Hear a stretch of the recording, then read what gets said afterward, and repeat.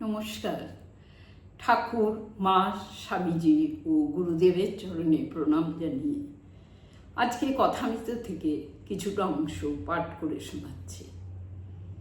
তব কথামৃতং তপ্ত জীবনং কবিভিরীরিতং কলমশাপহং শ্রবণমঙ্গলম শ্রীমদাততং ভ্রুবি গিনন্তি ये ভুরিদা জনাঃ।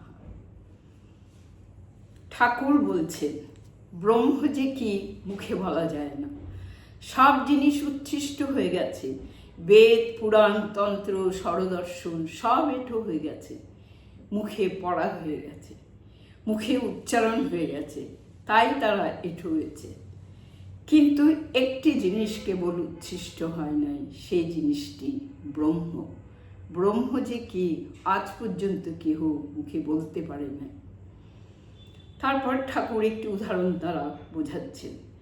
এক বাপের দুটি ছেলে, ব্রহ্মবিদ্যা শিখবার জন্য ছেলে দুটিকে বাপ আচার্যর হাতে দিলেন। কয়েক বৎসর পরে তারা গুরুগৃহে থেকে ফিরে এলো। এসে বাপকে প্রণাম করলেন।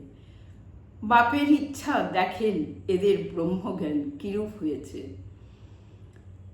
বড় ছেলেটিকে জিজ্ঞাসা করলেন, বাপু, তুমি তো সব পড়েছ, ব্রহ্ম কিরূপ বলো দেখি। বড় ছেলেটি বেদ থেকে নানা শ্লোক বলে ব্রহ্মের স্বরূপ বুঝাতে লাগলো। বাপ চুপ করে রইলেন।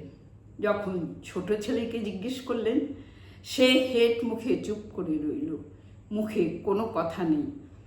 বাপ তখন প্রসন্ন হয়ে ছোট ছেলেকে বললেন, বাপু, তুমিই একটু বুঝেছ, ব্রহ্ম যে কি তা মুখে বলা যায় না।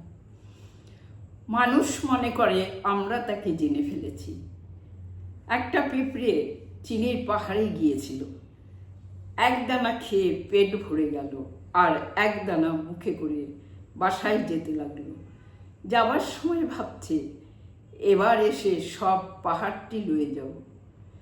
ক্ষুদ্র জীবেরা এই সব মনে করে, জানে না ব্রহ্ম বাক্য মনের অতীত। জয় ঠাকুর।